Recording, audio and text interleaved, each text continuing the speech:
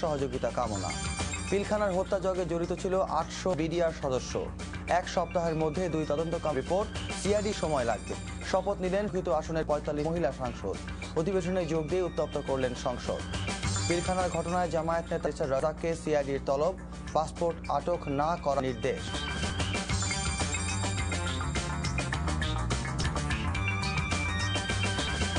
আসসালামু আমন্ত্রণ থেকে টিভির মধ্য খবরে শুনছিলেন লিমিটেড শিরোনাম। পুরো খবরে আপনাদের সাথে আছি আমি মুনিরুল ইসলাম। বিভিন্ন পত্রিকার সম্পাদক ইলেকট্রনিক মিডিয়ার পথে বই করেছেন শেখ হাসিনা। গণতন্ত্র ও উন্নয়নে একটি স্থিতিশীল পরিস্থিতি বজায় রাখতে সবার সহযোগিতা চেয়েছেন তিনি। বৈঠকে গণমাধ্যম প্রধানরা তুলে ধরেছেন সাময়িক সমস্যার কথা। আশরাফুল হকের রিপোর্ট। সরকার গঠনের পর গণমাধ্যমের প্রধানদের সাথে প্রধানমন্ত্রীর এটি প্রথম বৈঠক। নতুন সরকারের সময়কালে বিভিন্ন ঘটনা নিয়ে তাদের সাথে খোলামেলা কথা বলেন প্রধানমন্ত্রী।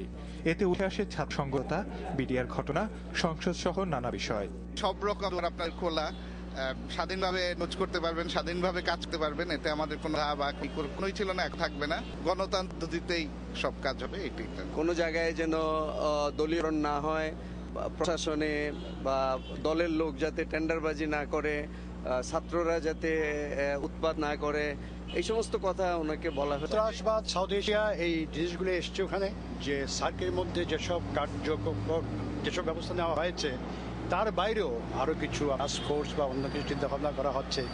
গণমাধ্যম প্রধানরা আইন শৃঙ্খলা পরিস্থিতি, রাজধানী সহ দেশের নদীগুলোর দূষণ, চালের দাম কমিয়ে আনতে গিয়ে যাতে ক্ষতির মুখে না পড়ে, বিদ্যুৎ সমস্যা সহ বেশ কিছু সমস্যা তুলে ধরেন। প্রধানমন্ত্রী আশ্বস্ত করে বলেছেন, নগরীর কিরিগুলো শুরু বিশেষ করে না হচ্ছে বিদ্যুৎ ও প্রয়োজনগুলোর দিকে। তারপরে এই যে ঢাকার আশেপাশে